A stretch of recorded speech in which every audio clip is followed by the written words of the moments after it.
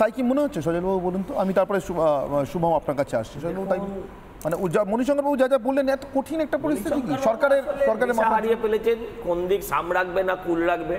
বেশি ভুলভাল বকলে বাড়িতে বৌদি বকবে, আবার এদিকে যে দলের হয়ে বলে এসছি এতদিন সেই দলের উল্টোটা বলা যাবে না।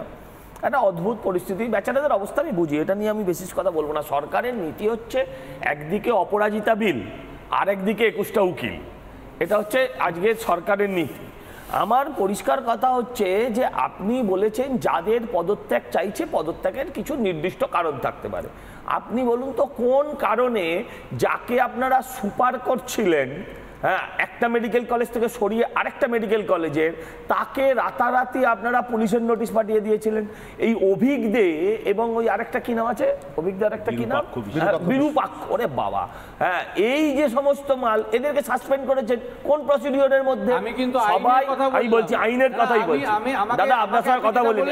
আপনি কেন করলেন? আপনার সময় কথা বলিনি, আমি কেন করলাম? আপনার সময় কথা বলিনি। আমি কেন করলাম বলছেন কেন? সেটা দেবেন। আরে ঠিক আছে, আমি তো আইনজীবী হিসেবে বললাম যে যখন একজন রেজিগনেশন হয়, চাকরি বরখাস্ত করা হয়, জীবিকা হতো, আইন যদি জীবিকা হতো এত সময় টিভিতে পেতেন না, এই সময়টা ক্লায়েন্টকে দিতেন। আমার পরিষ্কার কথা হচ্ছে যে এই যে জিনিসগুলো এখানে আপনারা বলেন, হ্যাঁ, যে একজন লোককে পদত্যাগ করতে গেলে তার নির্দিষ্ট কিছু সিস্টেম আছে। আচ্ছা, যার পদত্যাগ দাবি করছি নির্দিষ্ট কিছু পদ্ধতি আমরা তার সুপিরিয়রকে বলবো, আমরা তিনিই চিঠি পাঠাচ্ছেন আমার সঙ্গে আলোচনা করতে এসো। এই যে অদ্ভুত পরিস্থিতি। আপনারা বিরূপাক্ষকে স্বাস্থ্য দপ্তর, আচ্ছা আপনাকে বলা ভুল হচ্ছে, বিরূপাক্ষ অভিজ্ঞ কি নাম, তাকে যে স্বাস্থ্য দপ্তর সাসপেন্ড করলো কোন প্রসিডিওরের মধ্যে? আসলে ঠেলায় পড়ে বিড়াল গাছে উঠে গেছে। এই যে বললেন একজন নেত্রী ঢুকে পড়েছেন, দেখুন এই ধরনের ওরা একটু বড় নাম চেয়ে ফেলেছে, মানে বিনীত গোয়েলের নামটা আমি বলছি ওনার টিভিতে, হ্যাঁ আমি বলছি ওনার টিভিতে অর্ধেকটা দেখা যায়, ওনার টিভির অর্ধেকটা পিকচার টিউব খারাপ।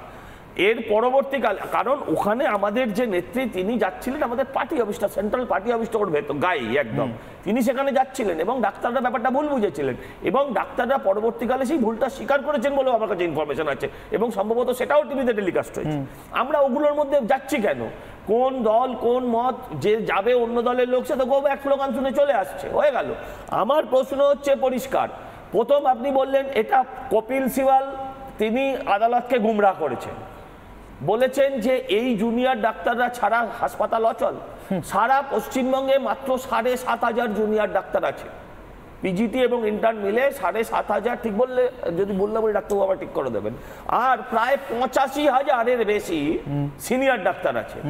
এরা তো আছেন, জুনিয়র ডাক্তাররা আছেন পশ্চিমবঙ্গের 26টা মেডিকেল কলেজে, আর বাকি সমস্ত জায়গায় তো সিনিয়র ডাক্তার। তো এই 7,500 লোক মানুষ যদি না থাকেন, মুখ্যমন্ত্রী শয়ে আজকে সুপার স্পেশালিটি হাসপাতাল করেছেন, সেখানে কোনো জুনিয়র ডাক্তার নেই। আমি প্রশ্ন করি যে কপিল সিবাল 23 জনের মৃত্যুর খবর জানিয়েছেন, ভালো কথা, এই 23 জনের নাম ঠিকানা এবং তাদের কজ অফ ডেথ তিনি কি আমাদের সামনে তুলে ধরেছেন? আমরা পশ্চিমবঙ্গের মানুষ আমরা জানি না, কপিল সিবাল জানে, সুপ্রিম কোর্ট জানে। আসলে সুপ্রিম কোর্টকে ভুল বোঝানো হচ্ছে এবং সুপ্রিম কোর্ট কোনো নির্দেশ দেয়নি। সুপ্রিম কোর্ট যে কথা পরিষ্কার বলেছে, আপনারা যদি কাজে না ফেরেন তাহলে সরকার তার মতন ব্যবস্থা নিতে পারে। সেক্ষেত্রে কোনো রক্ষা কবচ দিলাম না, না তারা রক্ষা কবচ চাইও নি, কেউ রক্ষা কবচ চাইতেও যায়নি ভাইপোর মতন যে আমায় যেন না ধরে, আমায় সেটা সুপ্রিম কোর্টেও যায়নি, হ্যাঁ কেউ চাইনি, সুপ্রিম কোর্টে যায়ও নি, না যাইও নি। ঘটনা যেটা হচ্ছে সুপ্রিম কোর্ট বলেছে নিতে পারেন। তো যদি নেওয়ার ব্যাপারটা আমি আপনাকে বলি, আপনি আমাকে বলুন সুপ্রিম কোর্ট এর আগে বলেছিলেন যে কোনো শান্তিপূর্ণ আন্দোলনের ওপর ফোর্স ইউজ করা যাবে না। আমরা তো দেখেছি প্রত্যেকটা আন্দোলনে ফোর্স ইউজ করা হচ্ছে। শুধু ডাক্তারদের ক্ষেত্রে বুঝেছে যে ব্যাপারটা ভয়ঙ্কর দিকে চলে যাবে বলে তারা লালবাজারে সারা রাত অপেক্ষা সহ্য করেছে, তারা এই যে আজকে স্বাস্থ্য ভবনের গেটে বসে আছে তারা সহ্য করছে, কারণ তাদের কাছে আর কোনো উপায় নেই। কালকে একটা চিঠি এসেছিল, চিঠিটা দিয়েছিলেন কে, যার পদত্যাগ চাইছিলেন, সেখানে কোথাও লেখা নেই মুখ্যমন্ত্রী অপেক্ষা করছেন। হঠাৎ 7:30টার সময় আমরা দেখলাম স্বাস্থ্য প্রতিমন্ত্রী, যিনি আসলে ওনারই মতন একজন আইনজীবী, হ্যাঁ তিনি স্বাস্থ্যের মন্ত্রী, তিনি হঠাৎ বললেন যে মুখ্যমন্ত্রী 6টা থেকে 7:30টা অবধি বসেছিলেন। তো যদি বসেছিলেন, আমি প্রশ্ন করি ওই চিঠিটায় কোথাও লেখা ছিল যে মুখ্যমন্ত্রী আপনাদের জন্য মিটিং এর জন্য ডাকছেন? আজকে চিঠিতেও নেই, আজ কোথাও নেই। এই যে ফার্স, এই যে মানে এই আন্দোলনকে নিয়ে এই যে সরকারি মস্করা, এটা তো কমসে কম বন্ধ হোক। তারা যে দাবিগুলো নিয়ে আন্দোলন করছে, আমরাও চাই ডাক্তাররা কাজে ফেরুন, ডাক্তাররাও চাই কাজে ফেরুন। আমি বলছি যে দিনের ঘটনাটা ঘটেছে সেই দিনের ঘটনাটার পর থেকে কতগুলো হসপিটাল আবার আক্রান্ত হয়েছে, আপনি আমায় বলুন ডাক্তাররা আক্রান্ত হয়েছে বলুন। আমি 14 তারিখের কথা বাদই দিলাম, 14ই আগস্টের কথা বাদ দিলাম, তারপরে SSKM হাসপাতাল আক্রান্ত হয়েছে, তারপরেও আক্রান্ত হয়েছে আপনার সাগর দত্ত মেডিকেল কলেজ, এতগুলো হসপিটাল পরপর তারপরেও আক্রান্ত হয়েছে। আরে কোন জায়গায় গিয়ে পৌঁছলে এই সুপ্রিম কোর্টই একটা হসপিটালের জন্য CISF দিতে বলেছে? এই যে বলছেন কোর্টের অর্ডার, সরকার তো বলেছে CISF-কেও সঠিকভাবে তার থাকা খাওয়া পড়ার অ্যাকোমোডেশনগুলোর ব্যবস্থা করতে হবে সন্ধ্যের মধ্যে, সেটা এখন অবধি করতে পেরেছেন?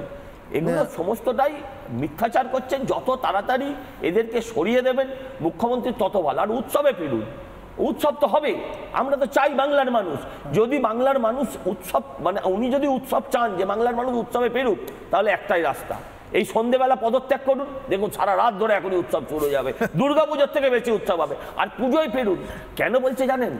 পুজোয় ফিরলে, দুর্গাপুজোয় ফিরলে ওনার যে ষষ্ঠী পুজো করছে জনতা প্রতিদিন সারাদিন সারাক্ষণ ধরে, হ্যাঁ সেইটা অন্তত একটু কমবে, সেটা অন্তত একটু কমবে। গো ব্যাক শুনেছে, আর আজকে আপনাদের নেত্রী শুনলো, আর কজন গো ব্যাক শুনলে এরকম ডাক্তারদের একটা আচ্ছা আমরা তো গো ব্যাক যাবেন না? আচ্ছা একটা কথা বলছি, বলতে পারবেন আর কজন শুনলে এরকম একটা আন্দোলনকে নষ্ট করার চেষ্টা করবেন? আমি বলছি ধরুন আমরা তো গেছি, গো ব্যাক শুনেছি, আপনাদের মুখ্যমন্ত্রীর কি ক্ষমতা হয়েছিল? এই যে এতক্ষণ শুনছিলাম তেজিয়ে সোনারো গদি রাজা মাঠে গিয়ে যদি হাওয়া খায়, একবার হাঁটি করে কি হাওয়া কি আসতে বলুন না, হাওয়া বার করে দেবে, ইস্যু তৈরি করুন, হাওয়া বার করে দেবে, সেই তন্ত্রে যাচ্ছে।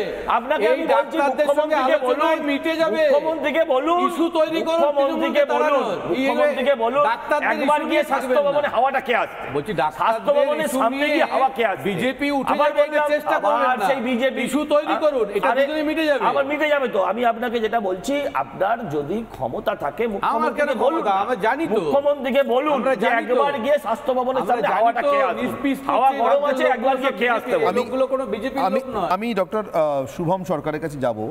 শুভম, আচ্ছা এরকম কি কোনো ব্যাপার থাকতে পারে, মানে ধরুন যার পদত্যাগ দাবি করছেন তার কাছ থেকে চিঠি আসছে, মুখ্যমন্ত্রীর নাম নেই, আবার চন্দ্রিমা ভট্টাচার্য বলছেন মুখ্যমন্ত্রী অপেক্ষা করছিলেন, আজকে আবার মুখ্য সচিবের কাছ থেকে চিঠি আসছে, তাতে প্রথম 4টে প্যারাগ্রাফ হিতোপদেশ, শেষ দিকেও ওরকম একটা হিতোপদেশ টাইপের কিছুটা আছে, কিছুটা পঞ্চতন্ত্র মেশানো আছে, ওরকম টাইপের ব্যাপার। তা আমি বলছি যে এরকম নয় তো, সরকার সুপ্রিম কোর্টে 18 তারিখে গিয়ে কিছু চিঠির অ্যাড করছে সরকারের সিভিতে, দেখুন এতবার চিঠি লিখেছি, এতগুলো চিঠি লিখেছি, এই দিন চিঠি লিখেছি, এরা কিন্তু আসে, এরকম নয় তো শুভম? দেখুন ব্যাপারটা হচ্ছে আমাদের কাছে একটা পরিষ্কার কথা যে আমরা যে দাবিগুলো নিয়ে বসেছি, 5টা দাবি আমাদের, তার মধ্যে যাদের কাছ থেকে যাদের পদত্যাগের দাবি আমাদের রয়েছে বা যাদের বিরুদ্ধে আমাদের বিভিন্ন ধরনের অভিযোগ রয়েছে, তাদের সাথে আমরা কোনো রকম কোনো আলোচনায় যাব কেন? তাদের যিনি ঊর্ধ্বতন কর্তৃপক্ষ যিনি আছেন, অথবা যে মুখ্যমন্ত্রী আছেন, আমাদের মাননীয় মুখ্যমন্ত্রী, তাদের কেউ থাকলে পরে আমাদের ক্ষেত্রে, এক্ষেত্রে আমাদের যে বক্তব্যগুলো সেগুলো আমরা বলতে পারি। কারণ এমন নয় যে যাদের বিরুদ্ধে আমাদের অভিযোগ আছে তাদের বিরুদ্ধে আমরা, বা পূর্ববর্তীকালে আমাদের কোনো রকম কোনো কথা ছিল না বা অভিযোগ ছিল না, বিভিন্ন ধরনের, সেটা হতে পারে সেফটি সিকিউরিটি ইস্যু হতে পারে, বা বিভিন্ন রকম বিষয়বস্তু নিয়ে হতে পারে, থ্রেট কালচার নিয়ে হতে পারে, তারা তো ছিল, তারা তো এগুলো নয় যে তারা জানেন না। এবং আমরা তো কোনো মানে হাতিগোড়া কোনো রকম কোনো দাবি করছি না, আমরা শুধু তাহলে তাদের ক্ষেত্রে, তাদের কাছে যাদের বিরুদ্ধে আমাদের অভিযোগ বা যাদেরকে কেন্দ্র করে আমাদের বক্তব্যগুলো উঠে আসছে, আমরা তাদের সাথে কেন বসবো আলোচনায়? তাদের যিনি ঊর্ধ্বতন কর্তৃপক্ষ অবশ্যই তাকে থাকতে হবে, এটা আমাদের পরিষ্কার। কিন্তু আমার প্রশ্নটা অন্য, এই চিঠিগুলো তার মানে এই কালক্ষেপ করার জন্য আর চিঠির পাহাড় জমানোর জন্যই দেওয়া হচ্ছে না তো? আপনারা বসবেন না জেনেই, মানে চিঠিটা ধরুন আপনাকে আমি এমনভাবেই ডাকলাম, হয় না, ধরুন বাড়িতে নেমন্তন্ন করছি, আপনিও বুঝতে পারছেন আমি চাইছি না যে আপনি আসুন, কিন্তু মুখ রক্ষার জন্য করছি, সেরকম ধরনের নেমন্তন্ন নয় তো এগুলো? দেখুন ওটা সুপ্রিম কোর্টে দেখানো হবে, দেখুন ডেকেছি হুজুর আসেনি। দেখুন সেটা হতে পারে, কিন্তু এটাও যেমন সত্যি যে ওই চিঠিতে যা বক্তব্য আছে সেটা যেরকম প্রত্যেকের সামনে রয়েছে, আমাদের প্রত্যেকের সামনে, সেরকম আমাদের যা বক্তব্য সেটা প্রথম দিন থেকে এই চিঠির উত্তর দেওয়া পর্যন্ত প্রত্যেকটা বক্তব্য আমাদের কিন্তু পরিষ্কারভাবে রয়েছে এবং যুক্তিপূর্ণ রয়েছে, ঠিক, এবং আমাদের যুক্তি রয়েছে, আমাদের লজিক রয়েছে। আজকে যে কথাটা হচ্ছিল যে জুনিয়র ডাক্তাররা আন্দোলনে রয়েছে, জুনিয়র ডাক্তাররা করছেন, হ্যাঁ এখানে তো আমার মনে হয় যে আমরা 0.52%, এখানে আমি কথাটা বলতে চাই যে জুনিয়র ডাক্তারদের সংখ্যা 0.52%, সেখানে দাঁড়িয়ে যদি আজকে এই কথাটা বলে যে জুনিয়র ডাক্তারদের না থাকার জন্য স্বাস্থ্য ব্যবস্থা ভেঙে পড়ছে, আমাদেরকে দায়ী করা হয়, আমার মনে হয় এর কোনো যুক্তি হয় না। এবং তার থেকেও যেটা বড় কথা সেটা হচ্ছে আমাদের যে সমস্ত স্যার ম্যাম যারা রয়েছেন, যারা এই সময় পুরো যে হসপিটালে যে কাজ করছেন, তারা যে ভিতরে জিনিসগুলো সামলাচ্ছেন, তাহলে আমার তো মনে হয় যে তাদের দক্ষতা নিয়ে এখানে একটা প্রশ্ন উঠে যায় যে তারা থাকাকালীন এই স্বাস্থ্য পরিকাঠামো ভেঙে পড়েছে। এক লাইনে আমি জানতে ইচ্ছে করি যে এই যে সজলবাবু বললো যে এই যে মারা গেছেন সেগুলো আমরাও জানি না সত্যি সত্যি মারা গেছেন কি জানি না, সেগুলো হবে। আমি বলছি যে এক মাস ধরে যে আন্দোলনটা চলছে কর্মবিরতির, যখন বলা হচ্ছে যে মারা গেছে তখন জুনিয়র ডাক্তারদের বক্তব্য হচ্ছে তাহলে আমরাই কি অপরিহার্য, মানে আমরা না থাকলে রোগীগুলো মারা যাবে? উল্টো দিকটা যদি হয় তার মানে কি আপনারা না থাকলে কি হসপিটালগুলো চলতে পারে? এটা আমার জানার ইচ্ছা আপনাকে, যে এক মাস তো নেই, যদি আপনারা কাজে না যোগ দেন তাহলে কি হসপিটালগুলো চলবে বলে মনে হয়? দেখুন, প্রথম কথা হচ্ছে যে আমরা এখানে, আপনার যে কোশ্চেনটা ঠিক আছে আমি বুঝলাম, কিন্তু ব্যাপারটা হচ্ছে আমরা তো এখানে কেউ ছুটি কাটাচ্ছি না। চলবে কিনা আমি জানতে চাইছি তো, আমি বলছি না ওনাদেরকে জানতে চাইছি যে না থাকলেও হসপিটালে চলতে পারে দিনের পর দিন, মাসের পর মাস। বক্তব্যটা হচ্ছে যে আমরা যে দাবিটা নিয়ে বসেছি, আজকে আপনি একটা কথা বলুন, দাবিটাকে আমি 1% আমি অবজেকশন করছি না, আপনাদের আন্দোলনটাকে একদম ছোট করছি না। আমি বলছি যখন মারা গেল তখন আপনি বলছেন আমরা কি অপরিহার্য, আমরা না থাকলে আচ্ছা মারা যাওয়ার যে পরিসংখ্যানটা আছে, আমি না গেলেও চলে, কিন্তু যদি এখন সব উকিলরাই না যায় তাহলে তো চলবে না। ওনাদের ডাক্তার আমি সেটা জানতে চাইছি যে জুনিয়র ডাক্তাররা যারা আন্দোলনে তাহলে হসপিটালগুলো কি কন্টিনিউ করতে পারে? আমার জানার ইচ্ছে। হসপিটাল ওনাকে বলতে দেন, উনি তো ডাক্তার, তুমি তো রোগী। সবাই তো যাচ্ছেন না এমনটা নয় মণিশঙ্কর বাবু। বুঝতে পারছি ওদের কথা শুনে যে কল্যাণ ব্যানার্জি যাচ্ছেন, বিকাশ ভট্টাচার্য যাচ্ছেন, হয়তো আমি এখানে একটা কথা বলতে চাই, এখানে আমি বলতে পারেন আমি জিজ্ঞাসা ভালো বলতে পারেন, সুন্দর করে বলছি। এখানে আমি একটাই কথা বলতে চাই যে আপনি যে কথাটা বলছেন প্রথমেই, যে আপনার সংখ্যাটা নিয়ে আমার ভালো লাগলো, যে সেই সংখ্যাটা নিয়ে আপনারও মনে হয় কোনো মনে সংশয় রয়েছে, কারণ আপনি নিজেই সেটা পরিষ্কার করলেন না। যাই হোক, সেটাই বলছি। তো এই স্বাস্থ্যক্ষেত্রের ব্যাপারে যেরকম আমাদের নলেজ তুলনামূলক হয়তো বেশি রয়েছে, কিছু মনে করবেন না, কিন্তু দ্বিতীয় কথা হচ্ছে যে এই যে আজকে আমরা যে মাথার উপরে যে একটা ছাদ, সেটা ছেড়ে যখন আমরা রাস্তায় বেরিয়ে এসেছি, এমন কিন্তু একবারও নয়। আমরা ওখানে আপনারা প্রত্যেকে জানেন, প্রত্যেকটা মানুষ জানে যে আমরা অভয় ক্লিনিক করে হোক, প্রত্যেকটা টেলিমেডিসিন করে হোক, যেভাবে হোক আমরা মানুষের কাছে পৌঁছচ্ছি। তার পরিসংখ্যান আমরা যে কোনো মুহূর্তে দিতে পারি যে আমরা এই গত এক মাস ধরে আমরা কত মানুষের কাছে পৌঁছানোর চেষ্টা করেছি। কিন্তু হ্যাঁ, কিন্তু কথাটা হচ্ছে যে আমরা আজকে মাথার উপরে ছাদ ছেড়ে এই পরিষেবা দেওয়ার জন্য কেন আমরা রোদে ঝড়ে নেমেছি? আমরা কি তাহলে সেফ মনে করছি না? কেন মনে করছি না? এই কথাগুলো তো বুঝতে হবে। এগুলো তো আমাদের দাবি বলে নয়। ব্যাপারটা হচ্ছে যে আজকে যে সমস্ত মানুষগুলো আমাদের মধ্যে ঘুরে বেড়াচ্ছে, আজকে আমার বাড়িতে আমি যখন বলি মাকে যে হ্যাঁ যে ঠিক আছে চিন্তা করো না, আমরা তো একটা ভালো পরিবেশের আছি, এই কথাটাকে আমি দ্বিতীয় দিন বলতে পারবো বাড়িতে?